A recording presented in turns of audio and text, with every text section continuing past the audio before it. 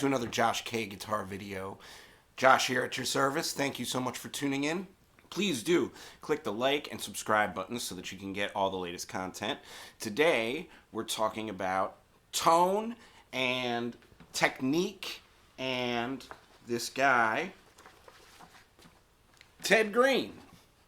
I have this funny looking cover from the 70s here. We actually had a donation at one of the schools that I work at. And usually I don't get really excited about book donations because a lot of the time it's just like Mel Bay books and stuff that I've seen before, which is, that's great. It's wonderful that's being donated. It's books for students. That's a good thing.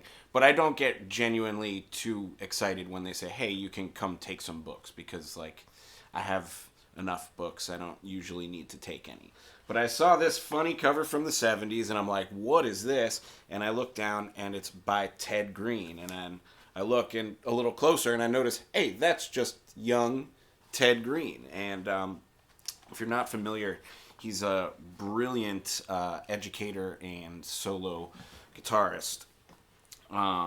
And I knew that he had books out there, but I've actually never seen any of them. So this is Modern Chord Progressions, Volume 1. This is what we have here. And it's actually a really simple concept, but a really complicated book. So what's going on is he's taking common harmonies and he's showing different ways around how to play those harmonies on just specifically the guitar, which is a really amazing thing. So what I thought I would do today is show chapter 1 a little bit of this book and just kind of go through how I would approach it. Before you see this book, here's what you kind of need to know, and then here's a couple of examples that I would maybe do before the book, and then here's a couple of things that are actually in it. So, that said, it's talking first just about diatonic harmony. Now, that sounds like a scary word to a lot of guitar players who haven't studied modes or anything like that yet. But really all diatonic means is everything's in the same set of notes. Like do, re, mi, fa, sol, la, ti, do. That's 7 notes. Everything that's in diatonic harmony with that scale has those 7 notes, only those 7 notes, and really nothing else. Right? Does that make sense? Leave me a comment if you need me to explain that further, okay? But that said, you take, that note set, and that's where everything comes from. So I take this. Here, let me pull up my fretboard so you can see what I'm doing. Using my Fishman triple play here. It's a really cool thing. But I'll also get close up so you can see. So if I do do, re, mi, right? This is in C because everything is easier to explain in C without sharps and flats. This is shape 1 of my modes page in my packet. If you go to my website, it's all written there. Right, so this is the shape. You go forwards, you go backwards. I actually make people learn the shape really well by doing what I call with kids I have to come up with fun names for things, so I call it modal pain. So you just take the shape, then you move it down a fret, then move it down a fret. It's really good for muscle memory, right? And don't go that fast. I'm just, if you don't know how to play it yet, don't go that fast. But I'm just demonstrating really quick what I make some of my students learn how to do so that they get that. But that said, this is it, right? So if you take the notes to get the triads of the scale, right? It's actually kind of another scale exercise you can do. You take the first note, third note, fifth note. And hey, let's do 7th. 1, 3, 5, 7. We'll do all diatonic 7th chords. Then you do 2, 4, 6, 8. If you analyze that, you get root, 3rd, 5th, major 7th. Then for a 2 chord, root, flat 3, 5, flat 7. So that's a minor 7 chord. So C major 7, D minor 7, E minor 7, F major 7, right? G7, A minor 7, then B minor 7 flat 5. I'm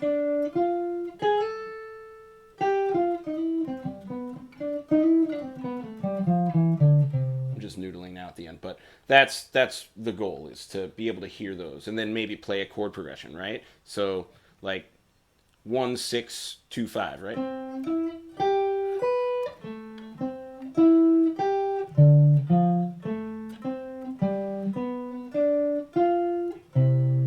Right? Just finding those little chord progressions inside of that one little shape does so much for your musicality and your ability to play diatonically, right? Does that make sense? So then we start to find progressions, right? So the first chapter of Ted Greene's book is 1 3 2 5. And I'm not going to lie, Ted is a little bit, he's kind of a mean boy. I mean, I'm just going to say it. This chord right here,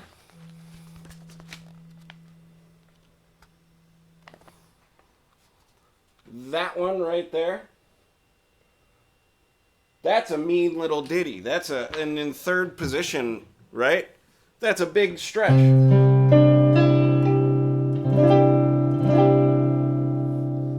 That is a big old stretchy chord. That's hard for anybody to play. So Ted, chapter 1 is very, very mean to beginning guitar players. But that said, I start with 1 3 4 5, just like Ted, right? So starting with 1 chord, right? C major 7,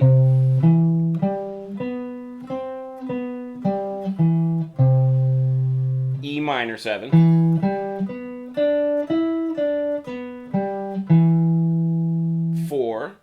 F major 7, and then G7.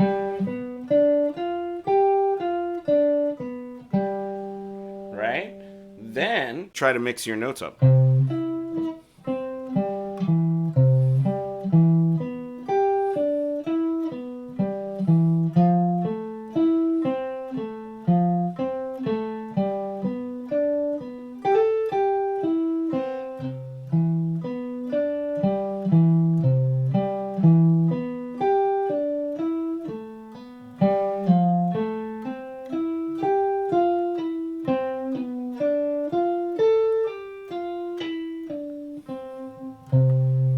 I'm just improvising a bit, but that's what I have my students practice doing, is navigating ways of single note routes through those kinds of chord progressions, right? 1 3 4 5, right?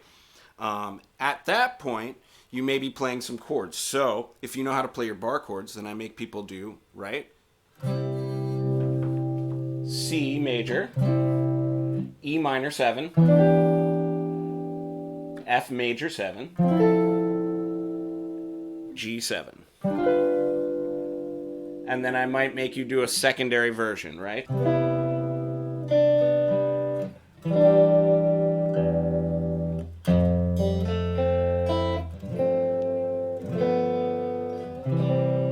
I might give you that fancy one if I feel like you can handle it. Otherwise, just bar chords.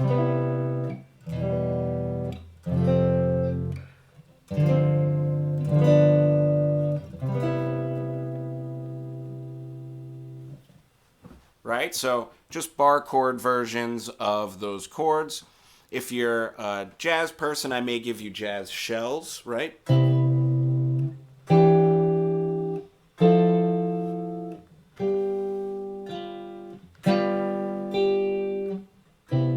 Or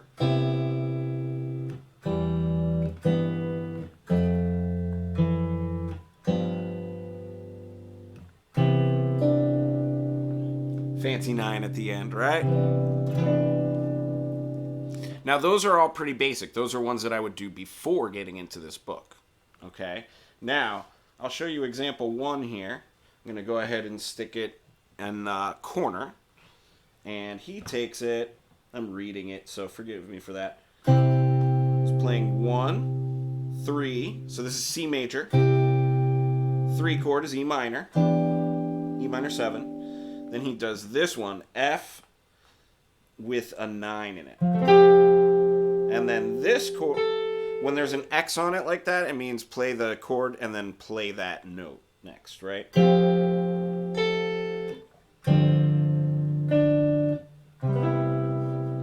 It's beautiful. It's more melodic than any of the simple ways we go through that as a guitar player, right? Really, really great just with lesson 1. Starting with...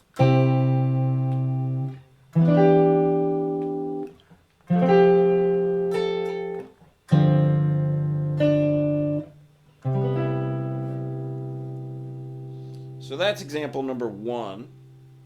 I'm going to skip ahead to one of these more complicated ones. This is example 7 in this book. So C first inversion.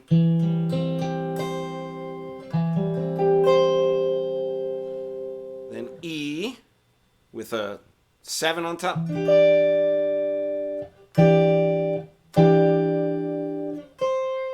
Then that note next, right? Then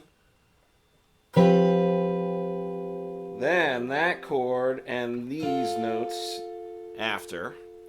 Then G13 and C9. This one is a doozy. This one's mean.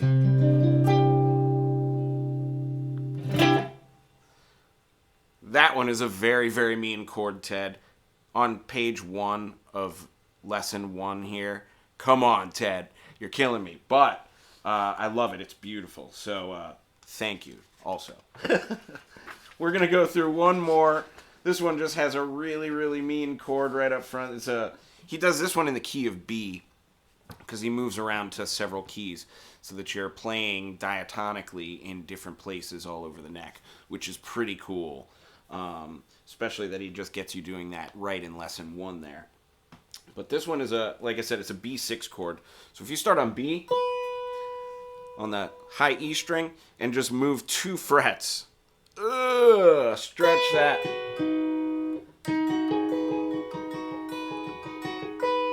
That's the chord. It's very, very mean, very rude of Ted Greene to do that to us. I'm going to start calling him Mean Ted Greene. But B6, B mean chord.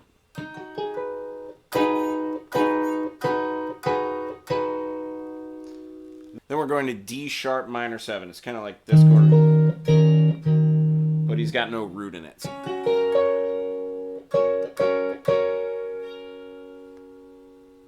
Then he's got E major 7.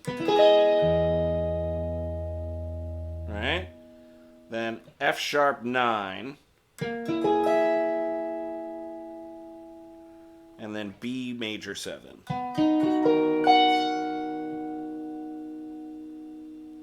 Again, beautiful way to approach 1, 3, 4, 5. But oh my goodness.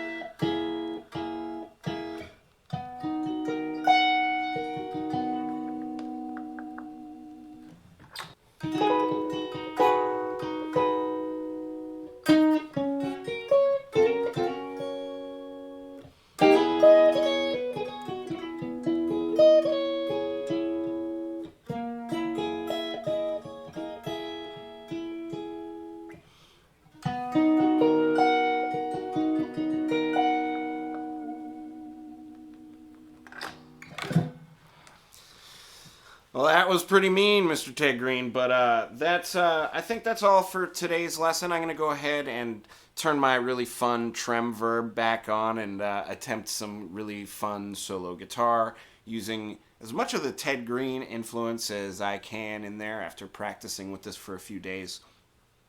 Thank you so much for tuning in. Please stay tuned. I'm going to do some more gear reviews. I did my Taurus Amp Stomp 4 last week, and next week I'd like to actually do my Mesa Boogie Studio 22. Excellent, funky, clean amp. And we're just gonna dial in some raw tones on that, and we'll see for gearheads out there, which do you like better, the Taurus or the Boogie? And I'll see you guys in the next video. Thanks so much again for watching, and please do click the like and subscribe button.